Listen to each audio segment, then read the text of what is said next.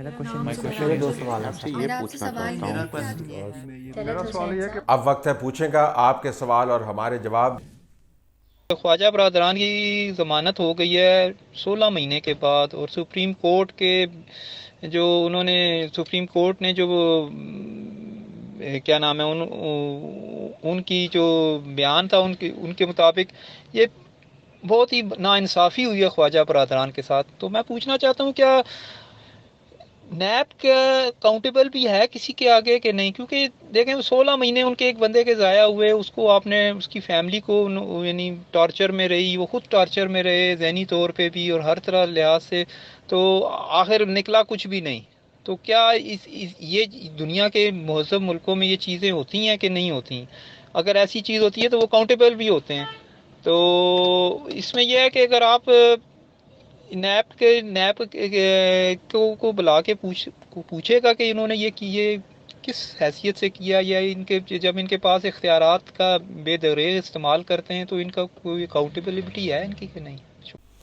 دیکھیں نیب کے بارے میں ہمیں پوچھنے کی ضرورت نہیں ہے. نیب کے ہر کیس کے اوپر جو جج صاحبان جب ضمانتیں دیتے ہیں، جو آبزرویشنز دیتے ہیں، انہی کو اگر آپ اکٹھا کر لیں تو اتنا بڑا مقدمہ جو ہے نیب کے چیئرمین اور ان کے جو احکامات ہیں ان کے خلاف آپ کو عدالتوں کی آبزرویشنز کی بنیاد پر بنتا ہوا نظر آتا ہے. اس وقت ان کو سمجھ نہیں آئے گی کیونکہ اس وقت وہ انتہائی طاقت میں ہیں اور انتہائی طاقت والے جو ہیں ان کو بیک کر رہے ہیں.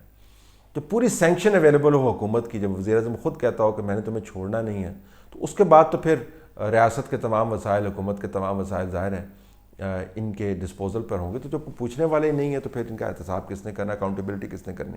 وقت کا دھارا بہرحال، چونکہ 30 سال میں ہم نے بہت سارے تغیر و تبدل دیکھے ہیں. ہم نے بڑے بڑے جو ہے وہ تاج اچھلتے ہوئے دیکھے ہیں، بڑے بڑے تخت جو ہے تلپٹ ہوتے ہوئے دیکھے ہیں، نیچے والی زمین اوپر آتے ہوئے دیکھی ہے، اوپر بیٹھے ہوئے والوں کو نیچے جاتے ہوئے دیکھا ہے.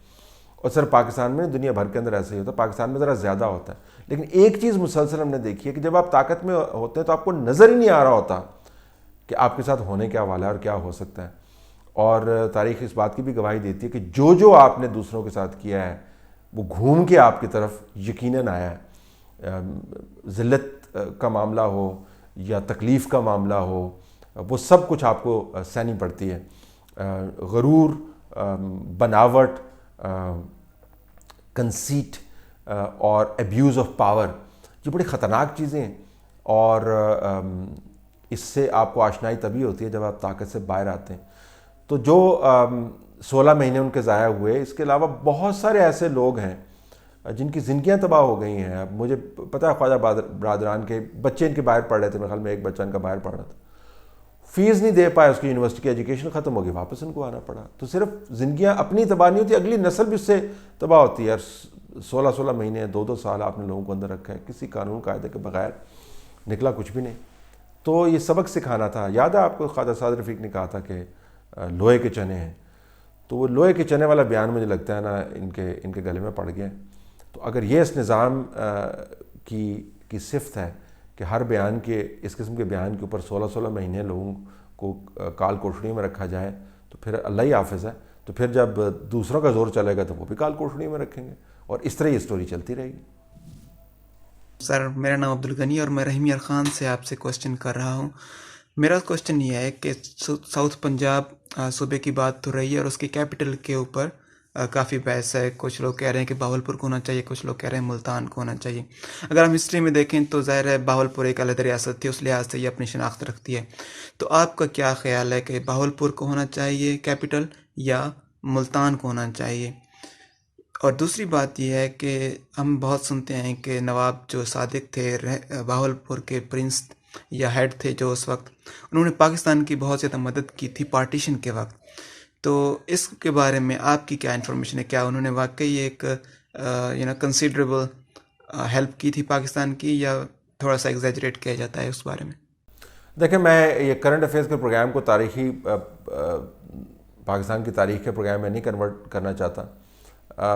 نواب صاحب کی جو کنٹریبیوشنز ہیں ان کا عکس آپ کو بہاولپور، ملتان اور گرد و نواح کے اضلاع کے اندر ہر جگہ پر نظر آتا ہے. چاہے وہ بلڈنگز کی صورت میں ہو، چاہے وہ ان کی طرف سے جو کنٹریبیوشنز کی گئیں اس کی صورت میں ہو، بہت زیادہ ان کی کنٹریبیوشنز ہیں، اور وہ واحد آدمی نہیں تھے جن کی کنٹریبیوشن ہے پاکستان کو بنانے کے لیے. دوسرے ریاستوں کے جو سربراہان تھے اور جو عام ورکرز تھے، انہوں نے بھی پاکستان کے خزانے کو بھرنے میں، پاکستان کی انتظامی مدد کرنے میں اور پاکستان کے آئیڈیا کے ساتھ دینے میں بڑا حصہ ڈالا ہے. اب اس کے بعد نواب صاحب کی لیگیسی کے ساتھ کیا ہوا، ان کی جو جائیدادیں ہیں ان کے ساتھ کیا ہوا، ان کے محل کے ساتھ کیا ہوا وغیرہ وغیرہ، یہ ایک علیحدہ داستان ہے. اب آئیے کہ جی ملتان ہونا چاہیے، بہاولپور ہونا چاہیے. ویسے فرینکلی اس سے کیا فرق پڑے گا کہ ذاتی طور پر تو ظاہر ہے اگر آپ ملتان سے ہیں تو آپ تسکین بھی پائیں گے کہ ملتان کو ہونا چاہیے، اور تاریخی طور پر ہونا بھی ملتان کو چاہیے. لیکن کیا اس سے واقعتاً ملتان میں رہنے والوں کی یا بہاولپور میں رہنے والوں کی یا بھاول نگر میں رہنے والوں کی یا رحیم یار خان میں رہنے والوں کی یا ڈی جی خان میں رہنے والوں کی زندگیوں پر اثر پڑے گا؟ چیف منسٹر ہے نا آپ کا ساؤتھ سے، اور ساؤتھ کے ہی سارے چلانے والے ہیں. ساؤتھ سے جتنے بندے لاہور، تخت لاہور کے اوپر رہے ہیں، اتنے بندے تو مرکزی پنجاب سے نہیں رہے، پٹھوار بیلٹ سے نہیں رہے. آپ ہسٹری اٹھا کے دیکھ لیں، گورنرز کی ہسٹری اٹھا کے دیکھ لیں. نواز شریف کے بارے میں کہتے ہیں تو اگر آپ نے بالکل ہی ایتھنیسٹی کے اندر جانا ہے تو وہی پنجابی تو نہیں، وہ تو کشمیری ہیں. تو اگر آپ کہیں کہ ساؤتھ سے بندے ہیں تو میں آپ کو درجنوں نام گنوا سکتا ہوں. ابھی بھی ساؤتھ، پورے پاکستان کو ساؤتھ سے چلا رہے ہیں ڈسکوالیفائی ہونے کے باوجود. جہانگیر خان ترین صاحب، خسرو بختیار صاحب، یہ کون لوگ ہیں؟ آپ کا چیف منسٹر جو ہے یہاں پہ بیٹھے ہوئے ہیں. کھوسا صاحب جو ہیں پہلے گورنر رہے ہیں، اس سے پہلے جہانگیر خان ترین صاحب کے جو بہنوئی تھے وہ گورنر رہ چکے ہیں پیپلز پارٹی کے دور کے اندر. تو میں آپ کو درجنوں نام، اور ماضی میں جائیں تو اور بھی نام ہے آپ کے پاس، شاہ محمود قریشی صاحب کے والد اور دوسرے لوگ. مرکزی مسئلہ یہ نہیں ہے کہ آپ نے مرکز کہاں پہ لے کے جانا. مرکزی مسئلہ یہ ہے کہ کیا واقعتاً ساؤتھ کے جو نمائندگان ہیں وہ ساؤتھ کے لوگوں کی نمائندگی کرتے ہیں یا اپنی جیبیں بھرتے ہیں. عجیب و غریب بات ہے کہ پاکستان کے امیر ترین لوگوں میں سے وہ لوگ ہیں جو پاکستان کے سب سے بڑے صوبے کے غریب ترین حصوں کی نمائندگی کرتے ہیں. تو کوئی نہ کوئی تو لنک ہوگا نا، کہ کوئی نہ کوئی تو گیدڑ سنگھی ہوگی ان لوگوں کے پاس کہ ساؤتھ کو غریب رکھا ہوا ہے اور خود جو ہے گھروں کے اندر آپ نے ایئرپورٹس بنائے ہوئے ہیں. تو ذرا میرے خیال میں اس کی طرف بحث کو لے کے جائیں. یہ بحث تو بات کیا کہ ملتان ہونا چاہیے، بہاولپور ہونا چاہیے. طلعت صاحب، عبد القادر عرض کر رہا ہوں کراچی سے. طلعت صاحب آج کا پوچھیں سنا میں نے، دیکھا بھی، تو اس میں آپ نے محمد عثمان کے سوال پہ جو ہے نا تھوڑی سی بیزاری دکھائی. تو وجہ شاید میرے خیال سے یہ نظر آتی ہے کہ لوگ جو ہے وہ مسائل کا حل چاہتے ہیں اور آئیڈیلزم ہے لوگوں میں. اب آپ کو سنتے ہیں، آپ کو پسند کرتے ہیں، اس وجہ سے لوگوں کو کافی امیدیں ہیں کہ جو ہے آپ جو ہے ان مسائل کا حل بتاتے رہیں گے. اور بارہا آپ نے بتانے کی کوشش بھی کی ہے، بتایا بھی ہے. اب دیکھیں جو آپ کہہ رہے ہیں کہ جو تجربات کیے گی اس ملک پہ، اس کی وجہ سے جو نقصان ہو رہا ہے اور آنے والے وقتوں میں بھی ہوگا، تو کیا وہ مقتدر حلقے جن کے آپ نے نام لیے، کیا ان کو پتہ نہیں ہے؟ وہ تو بڑے پروفیشنل ہوتے ہیں اور بڑے اپنے کام سے کمیٹڈ ہوتے ہیں. خدا را پلیز آپ بھی ان کو سمجھائیں، آپ بھی بتائیں ان کو کہ دیکھیں آپ کی اپنی پوزیشن جو ہے وہ چیلنجنگ ہو گئی ہے اور لوگ آپ کی رسپیکٹ چیلنج کریں گے آنے والے دنوں میں. تو پلیز میرے سوال کا جواب ضرور دیجیے گا. معذرت چاہتا ہوں کہ اگر آپ کو لگا کہ سوال پر میں نے بیزاری کا اظہار کیا. دراصل بیزاری نہیں تھی، ایک ایگزاشن ہے جو ایک قدرتی عمل ہے اور بندہ بشر ہے، غلطی ہو جاتی ہے. ایگزاشن کس بات سے ہے کہ یہ تمام سلوشنز جو ہیں، جب سے میں نے اپنے پروفیشنل کیریئر کا آغاز کیا تب سے ہم یہی باتیں کر رہے ہیں. It's been 30 years. 30 سال سے ہم یہی گزارشات کر رہے ہیں کہ پانی کو سیدھے رستے چلنے دیں، وقتی چیلنجز سے نہ گھبرائیں، خام خواہ پانی کا رخ نہ موڑیں، الٹی ہوا نہ چلانے کی کوشش کریں. خدارا جو نظام دنیا کے اندر مختلف تجربات کی بنیاد پر بنا دیے گئے ہیں، پبلک ریپرزنٹیو سسٹمز، ان کی بہتری کے اوپر توجہ دیں اور ریاست کو ایک لیب نہ بنائے. 30 ایئرس.